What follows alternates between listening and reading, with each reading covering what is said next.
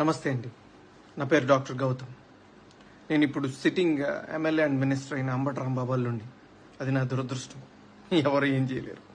But ఈ video చేయాలా లేదా అని నేను చాలాసార్లు ఆలోచించి చేయటం నా బాధ్యత అని అనుకున్న తర్వాత నేను ఈ వీడియో చేస్తున్నాను.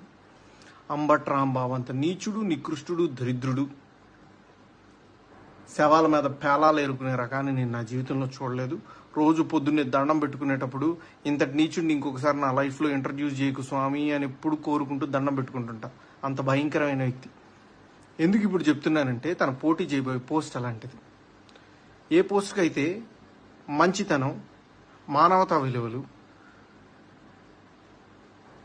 కనీసం బాధ్యత ఉండాలో వీటిల్లో అందరికీ 100% అందరికీ అన్నీ ఉండక్కర్లేదు. 0.001% కూడా లేని వ్యక్తి అంబటి రాంబాబు.